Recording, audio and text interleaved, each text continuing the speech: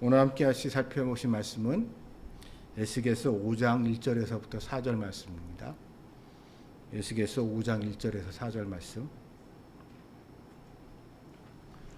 한 목소리로 같이 받들어 읽겠습니다. 너 인자야, 너는 날카로운 칼을 가져다 삭도로 삼아 내 머리카락과 수염을 깎아서 저울에 달아 나누어 두라.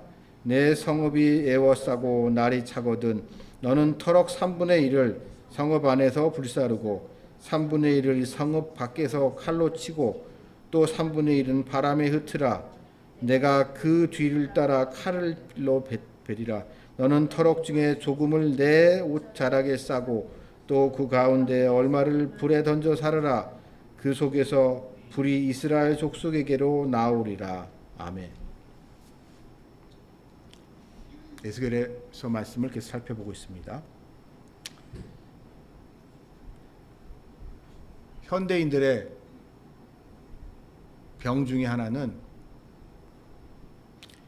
공짜를 너무 좋아한다는 겁니다. 이거는 제 개인적인 경험입니다만 종교에 상관없이 교육 수준에 상관없이 그런 걸 다 떠나서 젊은 사람들과 나이 드신 분들, 나이가 특히 많으신 분들 사이에 큰 차이점 중에 하나는 나이 드신 분들은 제가 예를 들어서 어느 분 나이 80, 90 되신 어르신한테 제가 단돈 10,000원짜리 한 장 갑자기 드린다고 칩시다. 제가 평소에 아시던 분한테 10,000원짜리 한 장을 딱 드렸을 때 그분들의 반응은 아니 이게 뭐예요? 이걸 저를 왜 주세요? 아유, 제가 이 돈을 왜 받아요? 부담스럽습니다. 아유, 괜찮아요. 라고 하면서 공짜로 무언가를 받는 거를 되게 부담스럽게 생각하시는 경향이 있으십니다. 이에 반해서 젊은 사람들일수록 제가 뭔가 줬을 때 낼름 받습니다. 낼름. 고맙다는 얘기도 잘 안 해요. 어떤 이들은. 감사합니다 하고서 그냥 낼름 받습니다. 그리고 그러면서 그 돈 받은 거에 대해서 별 마음의 부담이나 이런 것들을 잘 안 가져요. 그러면서 뭐 줄만 했으니까 줬겠지 뭐 라고 생각합니다. 하지만은요 여러분, 세상에 공짜는 없습니다. 어르신들이 그런 반응을 보이시는 건 결국 그분들의 오랜 인생에서 살아오시다 보니 결국 이 거저되는 거 하나 없이 없고 이 아무것도 아니었고 내가 아무 생각 없이 받았던 이 얼마 안 되는 돈일지라도 이게 결국은 어떻게든 부메랑이 돼서 돌아온다는 것을 오랜 경험 속에서 그분들은 깨달으셨고, 그렇기 때문에 누가 준다고 해도, 공짜로 준다고 해도 그거를 부담스럽게 생각하십니다. 그러나 어린 사람들은, 애들일수록 특히 그런 걸 잘 모르죠. 그냥 당장 눈앞에 보이는 이 10,000원짜리 지폐 한 장에 그거밖에 안 보이는 거죠. 그래서 그 뒤를 생각하지 않습니다. 어찌 보면 이스라엘 사람들의 태도가 그렇습니다.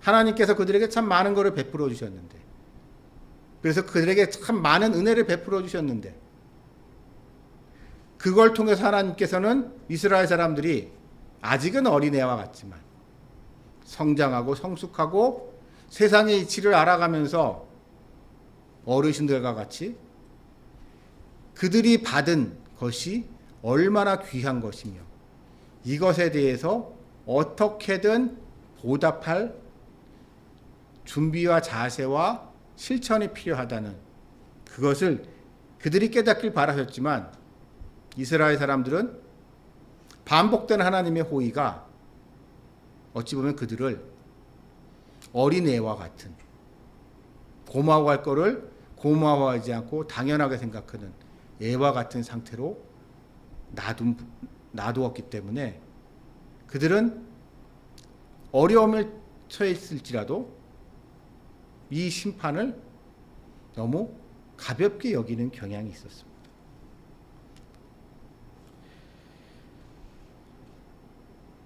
그래서 하나님께서는 참다 못해서 그들을 이곳 그발 강가까지 포로로 붙들려 오게 하신 거죠. 그발 강가로 풀려온 이스라엘의 포로들, 그들에게 지난 시간에 얘기했듯이 떡을 만들어서 아주 이상하게 구워 먹으라고 말씀하셨던 하나님께서 오늘은 그들에게 머리털과 수염을 깎으라고 말씀하고 계십니다. 자, 여러분, 오늘 우리는 현대인들, 특히 한국 사람들은 이 면도를 너무 당연한 거로 생각을 합니다. 요즘은 조금 바뀌긴 했어요. 한국 사회도 옛날에 비해서 제가 어렸을 때 비해서 많이 바뀌긴 했는데, 한국 살다가 외국을 나갈 때, 특히 유럽 쪽이나 미국 쪽 갔을 때 이게 참 적응 안 되는 부분 중에 하나가, 서양 사람들 중에 수염 기르는 애들이 많은데 한국에는 수염 기르는 사람 거의 없잖아요. 한국에서는 남자라면, 보통 남자라면, 정상적인 남자라면 당연히 이제 면도를 깔끔하게 하고 다녀야 되는 그런 우리는 사회를 살고 있기 때문에 이 머리털을 깎고, 머리털도 마찬가지죠. 이발도 정기적으로 해줘야 되죠. 그래서 머리도 단정하게 이발을 하고 이렇게 살아가야 되는 것이 당연한 우리들의 상식이지만, 오늘 이 말씀의 본문 속에서의 이스라엘 사람들한테는 그렇지 않습니다. 하나님은 특별히 제사장들에게 면도와 이발을 금지하고 계세요. 특히 그래서 오늘 이 말씀에 나오는 이 삭도하면 여러분 생각나는 게 있어요. 성경을 좀 오래 읽으신 분들 삭도하면 생각나는 게 있지 않습니까? 삭도로 머리를 자른다.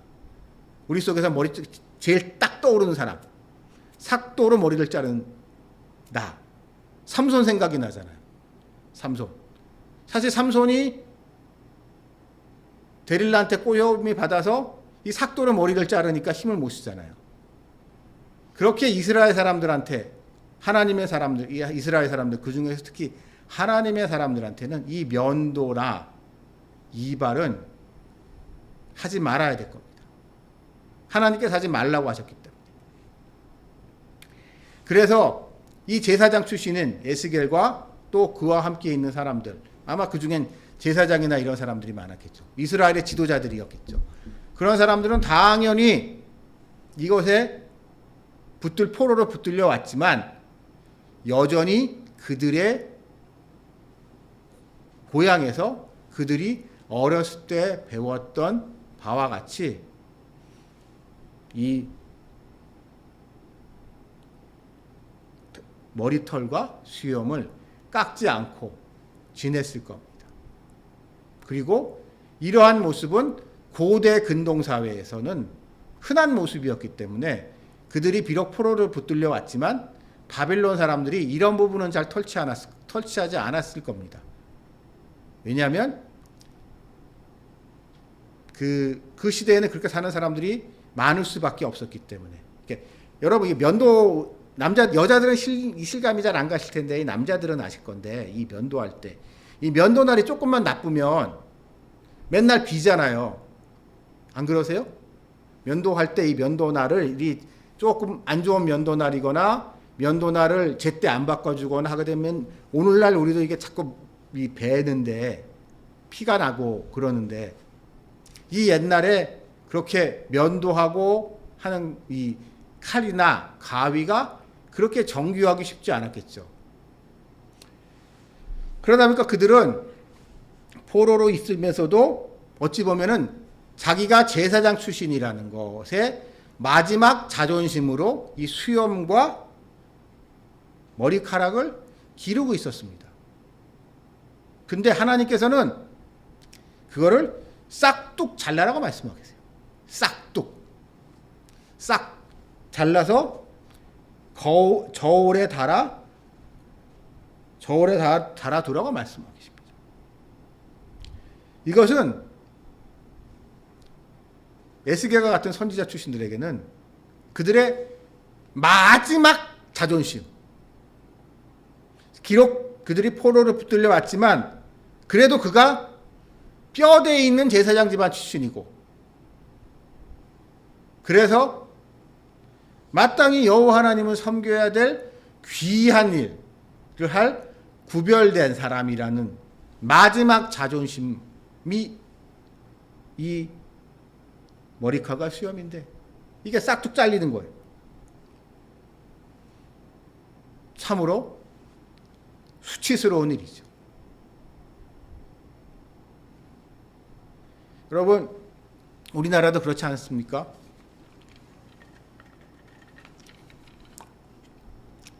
이 역사적으로 보면은 우리나라도 그랬지만 많은 나라들에서 고대 사회에서 현대 사회로 넘어오면서 문화적 저항이 많았던 현상 중에 하나가 이발과 면도입니다. 우리나라도 개화개 시대 때 단발령, 상투를 자르라고 하니까 전국에서 유생들이 들고 일어나가지고 난리였었잖아요. 우리나라만 그런 거 아니에요, 여러분. 일본도에서도 비슷한 일이 있었고요. 중국에서도 비슷한 일이 있었어요. 중국에서도 비슷한 일이 있었고, 많은 나라에서 그런 일들이 있었습니다. 그렇게 아무것도 아닌 거지만 이 수염과 이 머리는 그의 정체성에 남아있는 마지막 상징이었기 때문에 그들은 포기하지 못했지만 하나님은 그들에게 그것을 포기할 것을 요청하고 계십니다. 그러면서 이 제사장이라는, 내 제사장 가문 출신이라는 것, 나는 뼈대에 있는 가문이라는 것, 난 태어날 때부터 구별된 사람이라는 것, 그러한 것을 포기하라는 것은 결국 그들에게 인정받을 것을 포기하라는 말씀이십니다. 여러분, 사람은 무엇으로 살까요? 현대인들이 가장 원하는 게 뭘까요? 사람은 무엇을 위해 사는가? 무엇이 사람을 끌리게 하는가? 라고 이야기를 할 때 여러분, 저는 인정 욕구라고 생각을 합니다. 내가 다르다, 나는 특별하다라고 인정받고 싶은 거예요. 여러분, 현대인들이 돈을 좋아한다고 얘기합니다. 근데 여러분 생각해 보십시오. 사람들이 돈을 왜 추구할까요? 왜 사람들이 돈을 찾을까요? 물론 여러 가지 이유가 있지만은요, 제가 보기에는 가장 큰 핵심은 돈을 통해서 인정받고 싶은 거예요. 돈을 통해서 나를 과시하고 싶은 거예요. 내가 이만큼 돈이 있으니까 나 무시하지 마, 나 이렇게 능력 있는 사람이야 라고 하면서 돈 그 자체가 아니라 통장에 있는 잔고 공 몇 개, 그게 중요한 게 아니라 그거를 통해서 내 자신을, 나 이런 사람이야, 나 이만큼 가지고 있는 사람이야, 나 뭐 가지고 있는 사람이야. 결국 명예욕인 거죠. 특히 사람이 가진 게 없게 되면은요, 끝까지 놓지 못하는 것 중에 하나가 이 명예욕입니다. 이 물질과 명예의 관계에 있어서 사람이 참 특이한 게, 돈이 생기면은요, 사람은 명예욕이 발동해가지고 내가 뭐라고 해야 되나요? 남과 다른 특별한 무엇인가라는 것을 사람들에게 확증받고 싶어 합니다. 그래서 족보도 사는 거고요. 뭐 이런 남들이 보기에는 저런 거 왜 하지? 라고 하는 수많은 명예직들의 목숨을 겁니다. 사람들이. 그 돈 들여가지고 그거 할 만한 일이 아닌 것 같은데. 돈이 생기면 꼭 사람들은 그런 길로 가요. 반면에 돈이 없어졌을 때, 쫄딱 망했을 때 마지막까지 포기하지 않는 게 이 족보입니다. 사람들이.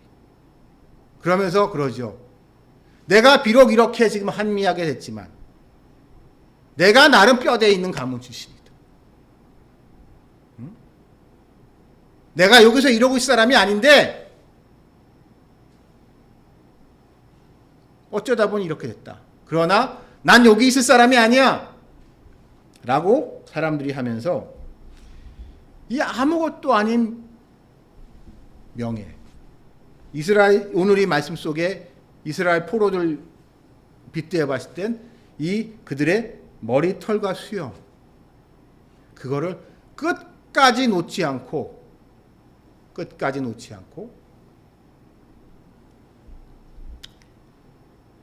마지막 자존심을 지키려고 합니다.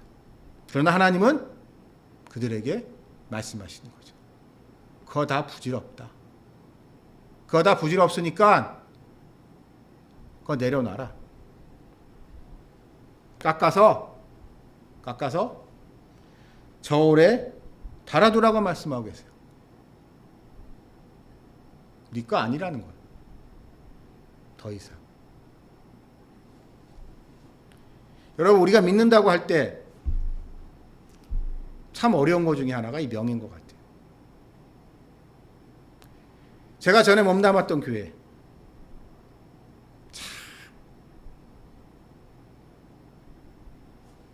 신앙생활을 같이 하다 보면 가장 어이가 없지만 가장 흔히 발견하게 되는 일 중에 하나가 그 아무것도 아닌 교회의 선거, 중직자 선거, 안수집사 선거, 장로 선거. 참 그게요 사람 시험 들게 합니다.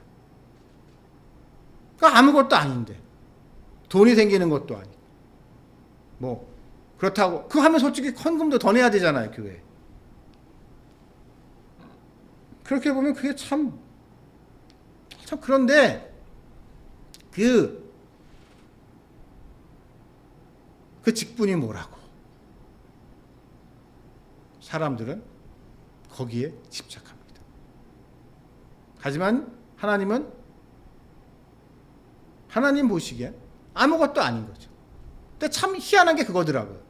하나님 보시기에 아무것도 아니라는 걸 알고 있지만 그래도 섭섭해요. 그래도 마음이 편치 않아요. 우리 인간은 그런 존재입니다. 우리가 믿는다고 하면서도.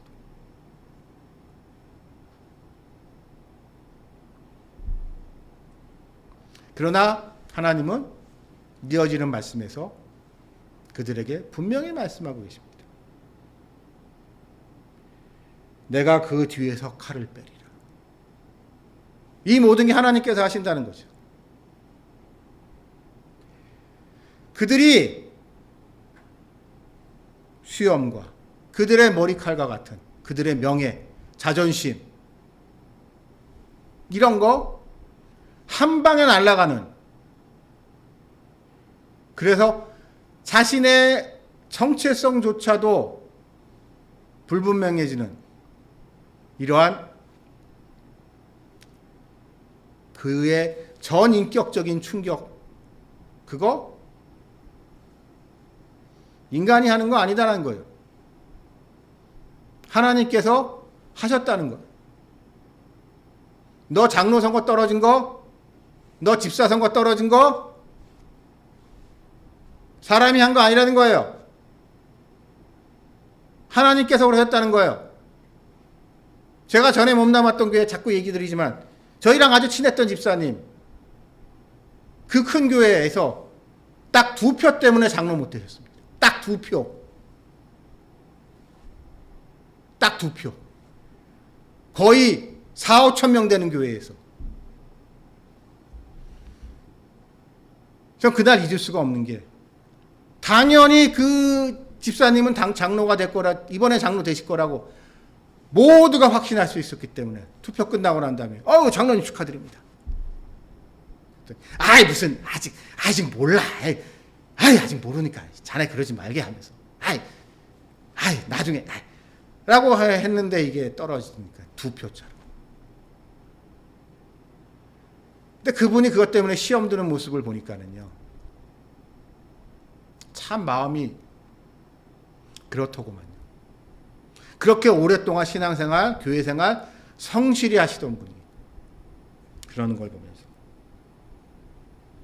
그러나 제가 그분 인생, 그 이후에 지내오신 삶을 보게 되면 우리는 알 수 없지만 하나님이 정말 그렇게 하신 것 같아요.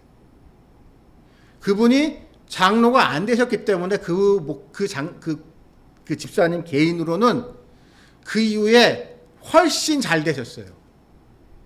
그 장로님이, 그 집사님이 그때 거기서 장로 됐으면 큰일 날 뻔했는데, 이렇게 우리가 보기에는 인간적으로는 서운하고 섭섭하고 참 그렇지만, 하나님은 그럴만 하시기 때문에 그러셨다는 것을 우리 좀 알아야 될 필요가 있습니다.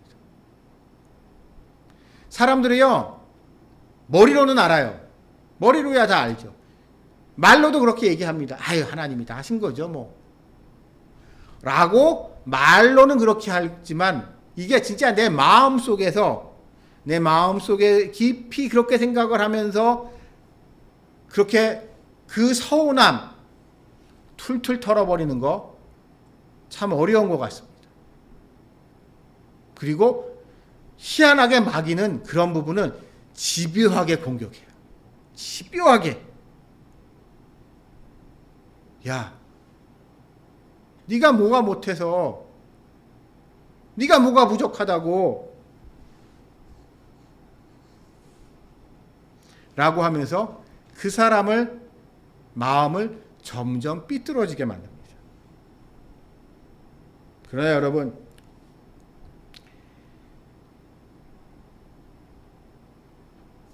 하나님께서는 분명히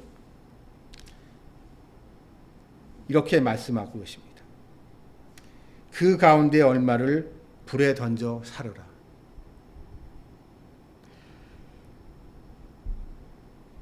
그의 자존심, 그의 명예의 상징인, 그러나 하나님의 말씀으로 과감하게 잘라져 버린, 깎여져 버린 머리털과 수염, 그거를 그냥 두는 것이 아니라 불에 던져 사르라고 말씀하고 계십니다. 저는 이 부분에서 흥미로운 점을 발견합니다.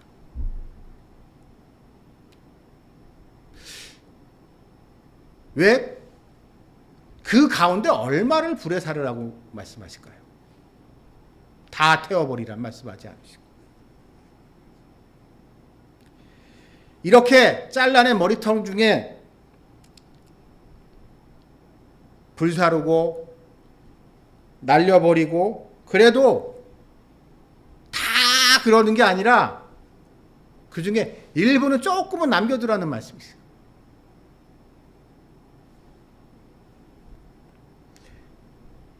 저는 이 부분을 볼 때 하나님이 우리에 대한 심판과 그 가운데 있는 은혜에 대해서 생각을 해봅니다.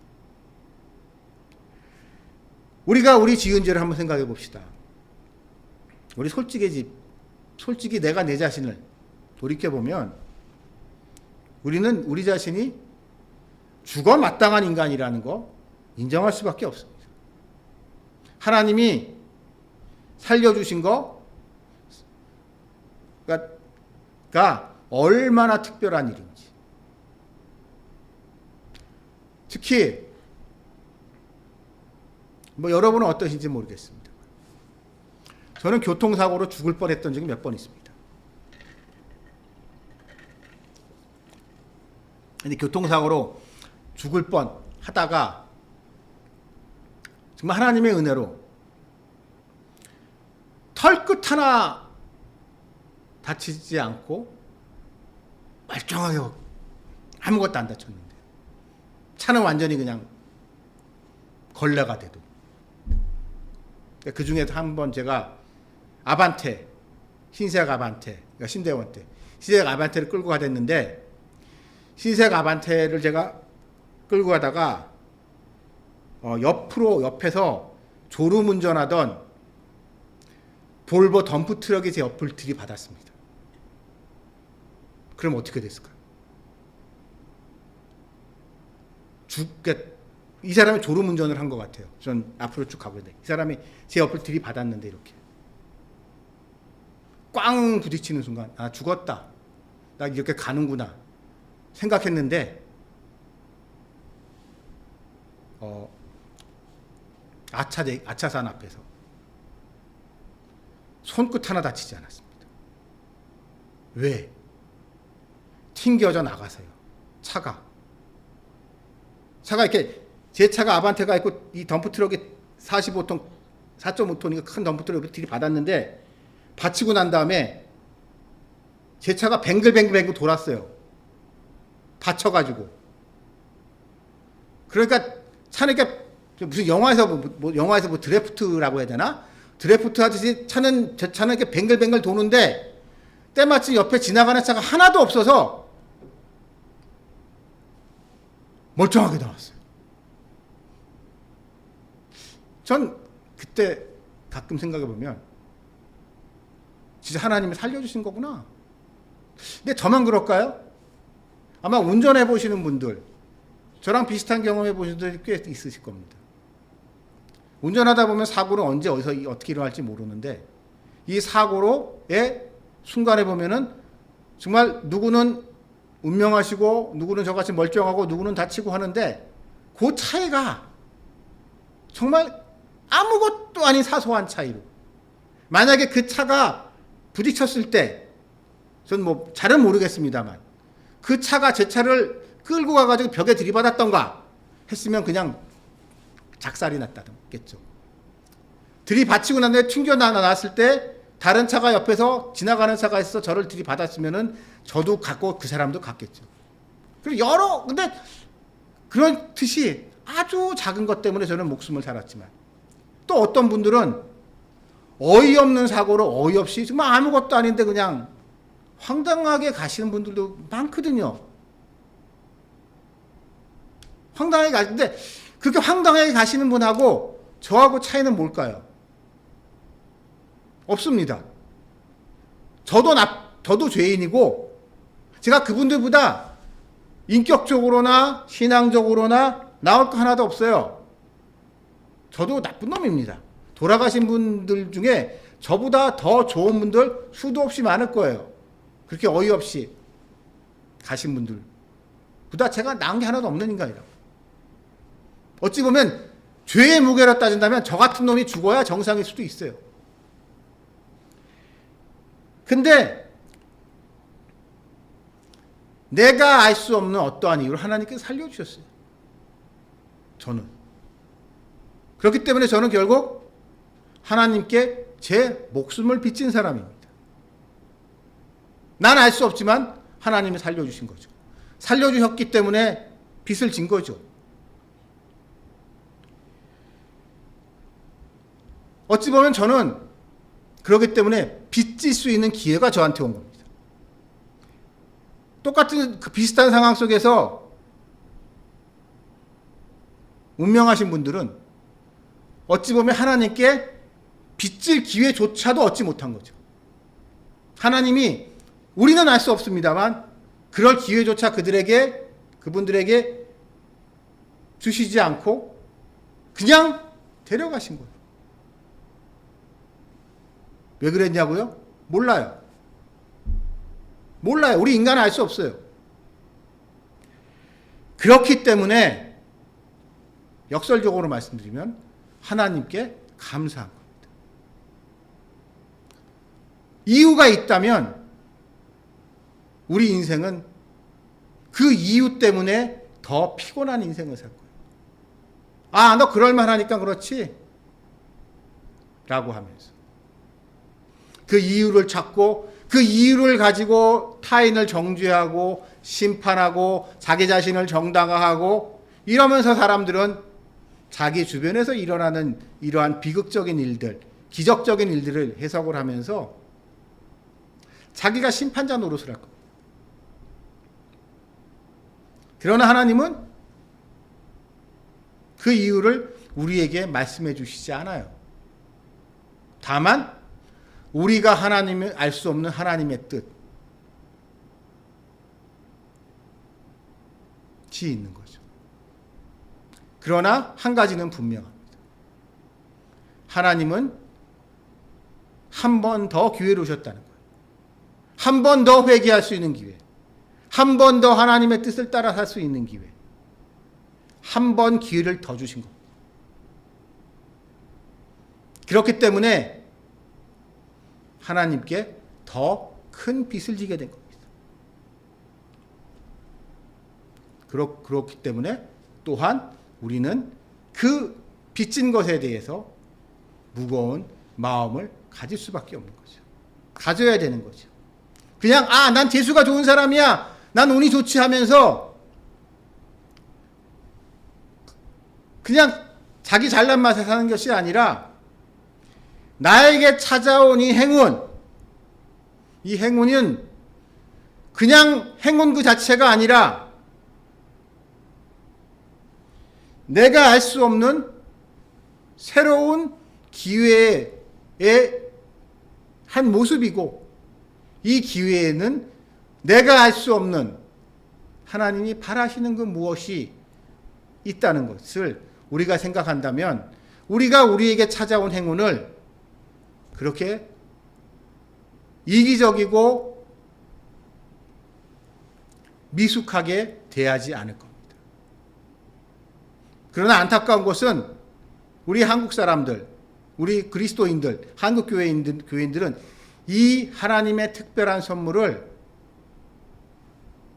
대해서 너무 미신적인 접근을 할 때가 많아요. 여러분, 그러나 하나님이 그렇게 해주신 거에는 그럴 만한 이유가 있습니다. 그리고 그 이유는 결국 너를 살려줄 테니, 너에게 한 번 더 기회를 줄 테니 이 땅에서 내가 바라는 것, 내가 너를 통해서 이루고자 하는 그 것을 이루고 와라 라는 하나님의 뜻이 전 그 안에 있는 것 같다고 생각합니다. 그럼 그 뜻은 과연 무엇일까요? 결국 세상 사람들에게 우리에게 베풀어 주신 은혜를 전해준 게 아닌가 싶습니다.